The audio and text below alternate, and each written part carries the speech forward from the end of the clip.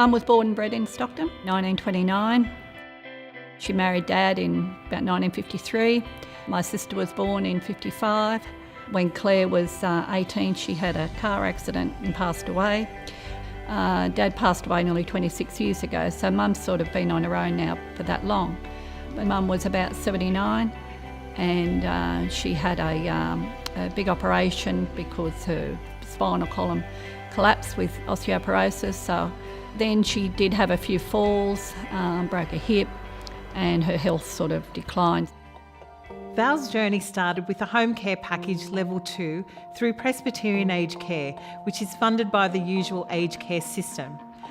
At the same time, Val was also receiving support from another organisation which is funded by the Department of Veterans Affairs.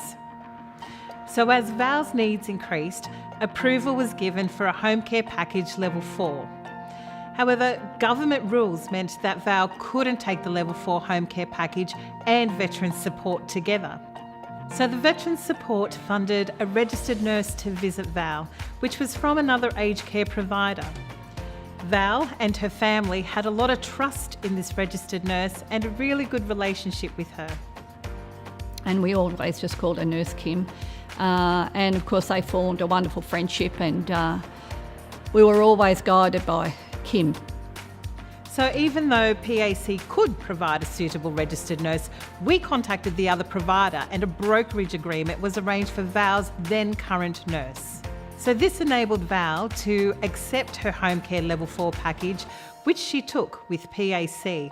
Val was delighted by this arrangement. And it was amongst those girls as well that encouraged her to come along to the day therapy.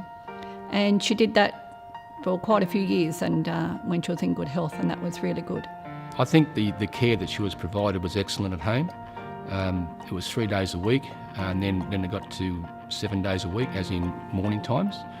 So the support that they provided and just the communication and just the discussion was so helpful for us. Then later on, unfortunately, she did have some more falls and her health deteriorated, and that was when 12 months ago she spent a few more months in hospital and realised she just couldn't go home.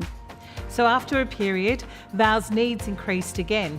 She was reluctant to go into residential aged care.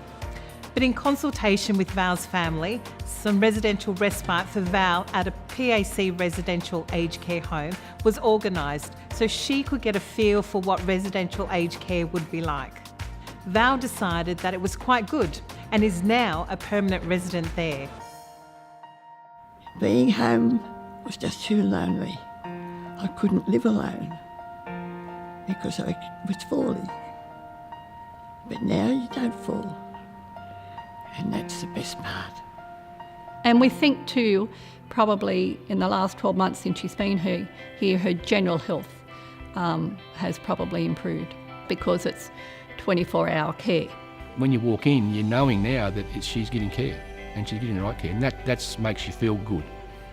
So in line with PAC's Ageing in Place philosophy, we are happy to engage in problem solving. We are willing to think differently so that a person's transition through the different ageing stages is as smooth as possible. Well, this is my home, and you make it as you want it. Absolutely wonderful. It's home from home. Everybody's just so nice, and they're like it's family.